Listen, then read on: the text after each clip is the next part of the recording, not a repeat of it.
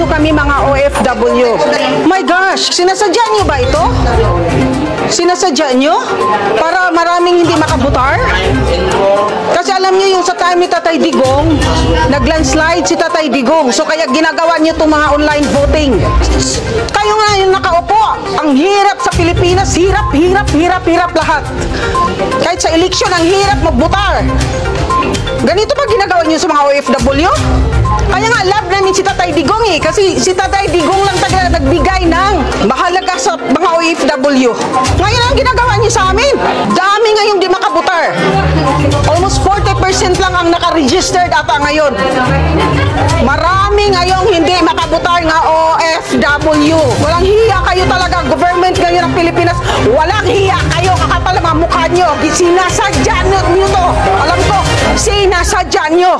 Para maraming hindi makabutar. Mas prefer ko yung manual kasi alam natin na talagang sure talaga yung boto natin. Dito grabe yung yung parang hirap magano sa online actually. First time kong nag-vote sa online voting. So mahirap lalo na pag mahina ang internet. So ang daming pasikot-sikot pabalik-balik. Grabe, super stress na talaga ako ngayon. Walang kasigurado yung boto natin kung makakount ba yun sa dapat butuhan natin para maglingkod sa ating bayan. Pero mas prepare ko talaga yung yung manual kasi yan talaga ang from sa dati pa hanggang ngayon. Grabe ka-risky.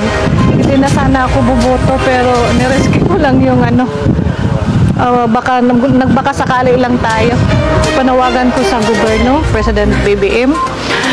Sir, ihinto nyo na yung yung online voting kasi lalo na sa amin mga OFW, mahina ang internet. Minsan yung iba hindi pa marunong, 'di ba? Kasi hindi naman usually ginagamit natin yan eh. So, prepare kami sa manual yung sulat-sulat at tapos shading kasi yan talaga ang nagisnan natin. So, sana Mr. President at saka Comelec, nanawagan po ako, ibalik nyo na ang manual. Napakahirap ang online voting actually. Ranas na ranas ko ngayon. Nakaka-stress. Sa online or manual, I prefer manual. Kasi yun talaga yung nakasanayan. For my age, yun nakasanayan ko. At the same time, parang mas kampante ako sa manual compared to, online voting. Kasi para sa akin, parang medyo pwedeng mag-play doon sa online voting. Which is, ang manual naman talaga is, andun na nakatutok yung iba, nakatingin sila.